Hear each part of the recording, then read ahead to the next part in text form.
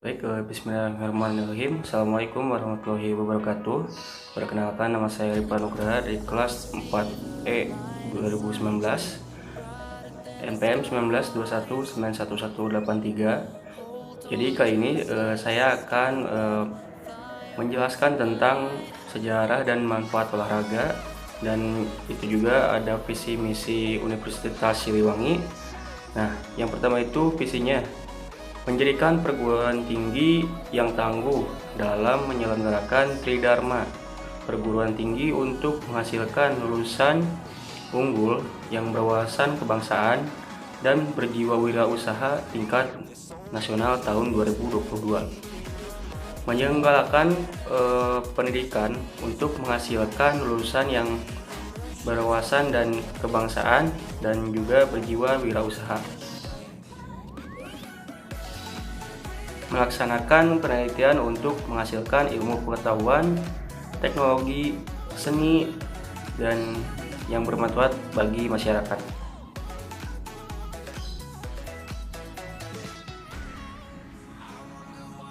Yang ketiga, melaksanakan pengabdian pada masyarakat sebagai wahana untuk mengimplementasikan ilmu pengetahuan, teknologi, dan juga seni hasil proses penelitian bagi kesejahteraan masyarakat.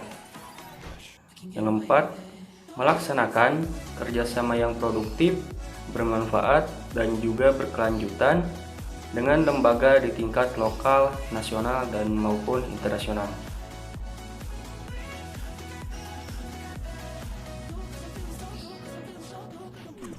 Nah, selanjutnya ada visi misi Fakultas Keguruan dan Ilmu Pendidikan.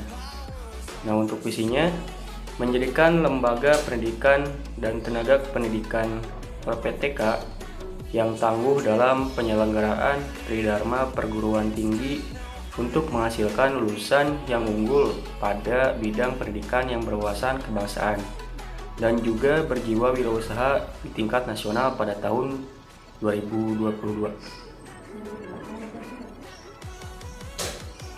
Nah, untuk misinya yang pertama menyelenggarakan pendidikan dan pengajaran yang bermutu untuk menghasilkan lulusan yang unggul, berwawasan kebangsaan, dan juga berjiwa wirausaha.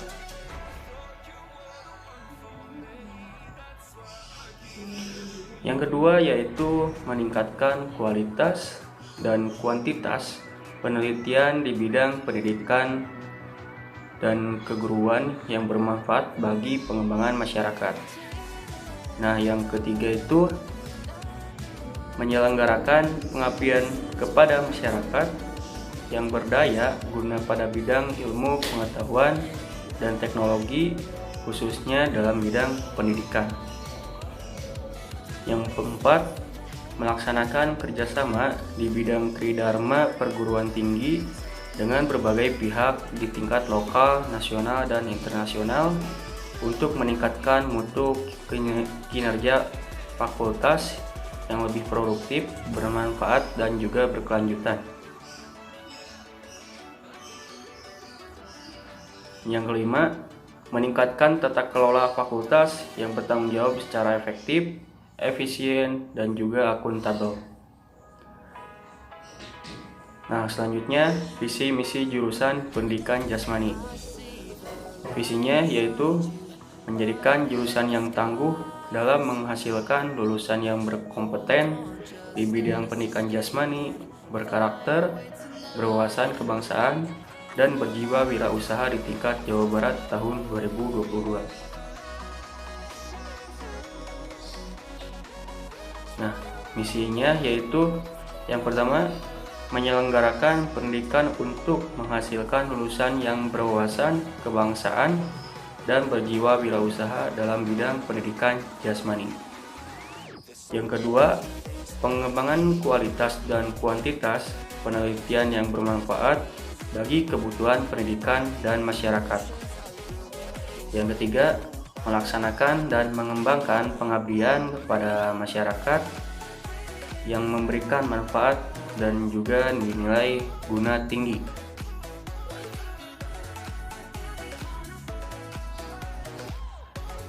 Nah, selanjutnya saya akan menjelaskan tentang sejarah renang. Sejarah di dunia. Perlombaan renang dimulai di Eropa sekitar tahun 1800. Sebagian besar berenang dengan memakai gaya dada. Pada tahun 1873, yang bernama John Arthur Trudgen memperkenalkan gaya Trudgen di lomba-lomba renang. Setelah meniru renang gaya bebas suku Indian. Akibat ketidaksukaan orang Inggris terhadap gerakan renang yang memercikan air ke sana kemari, Trudgen tersebut mengganti gerakan kaki gaya bebas yang melecut ke atas dan ke bawah menjadi gerakan kaki gunting seperti renang gaya samping. Nah, renang juga menjadi salah satu cabang olahraga yang dilombakan sejak Olimpiade Athena tahun 1896. Nomor renang putri dilombakan sejak Olimpiade Stockholm 1912. Nah, pada tahun 1902, Richard Cavill memperkenalkan renang gaya bebas pada tahun Pada 1902, Richard Cavill memperkenalkan renang gaya bebas. Federasi Renang Internasional dibentuk pada tahun 1908. Nah, gaya kupu-kupu pertama kali dikembangkan pada tahun 1930-an.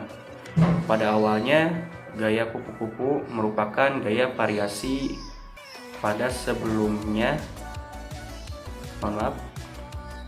Gaya kupu-kupu merupakan variasi gaya dada sebelum dianggap sebagai gaya renang tersendiri pada tahun 1952. Nah, untuk sejarah di Indonesianya, olahraga renang di Indonesia telah ada sejak tahun 1904. Namun pada kala itu hanya dikenal oleh bangsa Belanda dan juga orang-orang berada saja. Pada Maret tahun 1951, setelah membentuk PRSI atau Persatuan Renang Seluruh Indonesia di Jakarta yang diketuai oleh Profesor Dr. Purwosudarmo. Nah, PRSI ini diterima pada tahun 1952 menjadi anggota FINA dan IOC pada Olimpiade Helsinki 1952 di Indonesia. Telah mengirimkan seorang perenang. Ia juga mendirikan PRSI itu pada tanggal 21 Maret 1952 dengan tujuan membawahi organisasi di bawahnya dan para atlet. Nah, PRSI ini juga memiliki peran untuk membina dan juga melatih para atlet baik di tingkat regional maupun nasional. Tak hanya itu juga PRSI juga menyediakan pelatihan bagi para wasit dan juri untuk meningkatkan kualitas dalam sebuah kompetisi. Di Hindia Belanda, Perserikatan Berenang Bandung atau Bandung Zwembond didirikan pada tahun 1917. Nah, pada tahun berikutnya didirikan Perserikatan Berenang Jawa Barat atau West Java Zwembond. Dan Perserikatan Berenang Jawa Timur yang bernama Oos Java Zwembond didirikan pada tahun 1927. Sejak itu pula perlombaan renang yang diadakan antar daerah mulai sering ada juga diadakan. Nah, rekor dalam kejuaraan tersebut juga dicatat sebagai rekor di Belanda. Pada tahun 1936, perenang Hindia Belanda tersebut bernama Pat Stam mencatat rekor 59,9 detik untuk nomor 100 meter gaya bebas di kolam renang Ciamplas Bandung Potsdam juga dikirim sebagai wakil Belanda di Olimpiade Berlin tahun 1936. Nah, sampai saat ini juga ada banyak perenang handal yang mampu mengharumkan nama Indonesia di kancah internasional. Nah, selanjutnya ada manfaat renang. Yang pertama, menjaga badan tetap ideal. Yang kedua, membentuk dan juga menguatkan otot ya. Yang ketiga, baik untuk kesehatan jantung. Yang keempat, tinggi badan bertambah. Yang kelima, membuat tubuh rileks.